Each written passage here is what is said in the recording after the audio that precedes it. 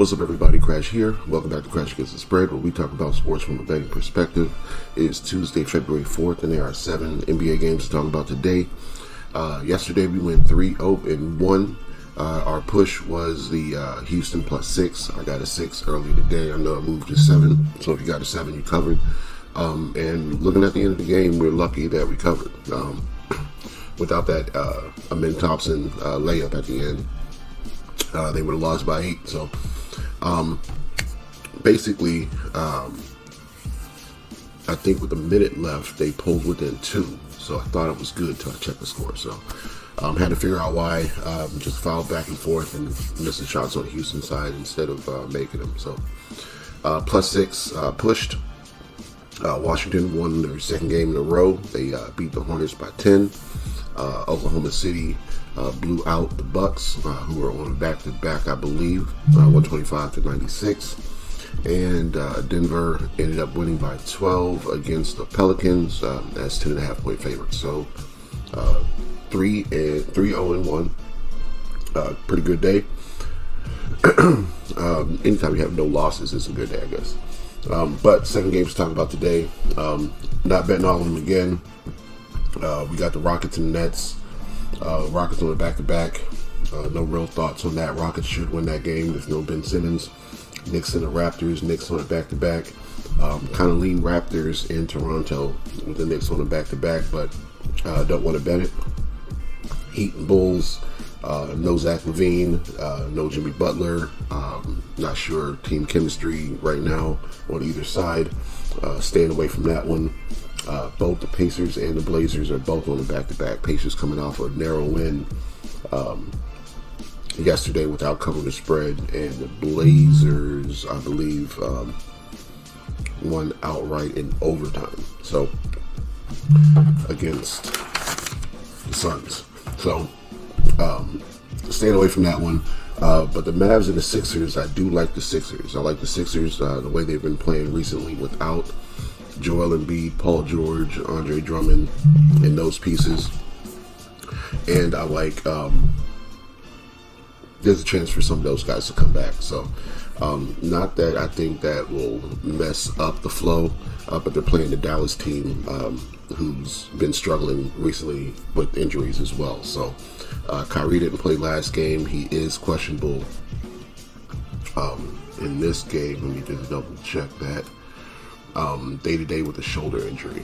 He did not play against Cleveland. So we'll see if he plays. This number is moving, so maybe that's indicative of him being added to the report. It was at 2 when I got up this morning. So that was at 3.5. I did catch it 3.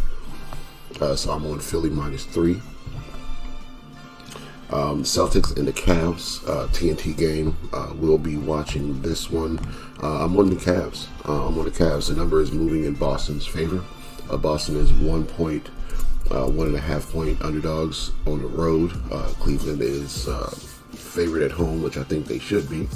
Totals all the way to 238, so they're expecting offense in this game. Both of these teams do play defense. Celtics have been a little lackluster recently. They're 19-30 against the spread on the season, where Cleveland is 33-16 on against the spread. So Cleveland definitely been the more impressive team. They're 40-9 and versus 35-15 for the Celtics. But the Celtics are the defending champions, and kind of feels like they're trying to stay healthy for the postseason. Right? They're not playing as intense and hard as they did last season. Cleveland is playing like they played last season, basically. So this is the game that they should step up for. They did come off a win versus the 76ers, but they were down by 20 points at one point. So they're kind of playing with their food, and they can't do that this time. So I think the Celtics, the Cavs know who's coming, and they're going to be ready for the Celtics. So this is all in Celtics court. I'm not going to bet them to immediately turn something on that they haven't been doing all season, where the Cavs have been doing it pretty much all season, and they're fully healthy as well. Double check that. Only Pritchard on the report for Boston. Only Okoro and Wade on the report for Cleveland, and they've been out for a little bit. So rolling with Cleveland in this one. Lakers and the Clippers is the last game I'm going to talk about. Last game I'm betting, and I like the Lakers. I like the Lakers plus 8.5. Clippers actually should win this game. No Anthony Davis. Nobody from the Lakers are playing yet. None of the trade pieces or anything like that. But this is a rivalry. This is an in-state rivalry. That's 8.5 points. So neither team is going to take each other for granted. And LeBron has been playing. He's been putting the team on his back when he needs to. So on the report for them, the trade is so new that the injury report for Luka still says that the Mavericks are optimistic that he will return into the lineup prior to the All-Star break, not the Lakers. But that's kind of funny to me. Gabe Vincent day-to-day, Cam Reddish day-to-day, LeBron James probable. On the other side, I think it's only Batum and Christie out for the Clippers. So, looking at their last couple games, Lakers are 8-2 straight up in their last 10. Clippers are 6-4. Lakers have played Boston in there. They've played. They lost to the Clippers back in January 19th, and they lost to the Sixers on the 28th. So every other game they won. The Knicks are in there, Golden State's in there, Celtics are in there, Heat, Nets, Hornets. So kind of up and down schedule. Clippers have played kind of a similar schedule. There's the Bulls in there, Wizards, Bucks, Phoenix, Spurs, Hornets, Toronto. So and they're 6-4 with kind of a similar schedules. So I'm on the Lakers here plus 8.5. I just think it's too many points.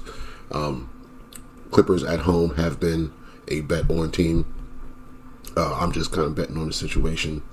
Everybody is expecting these teams that have lost pieces to not be right, and I think that Anthony Davis has been out enough that this team knows how to work without him sometimes, right? And it's really only been like 8 to 10 games that he has missed this season.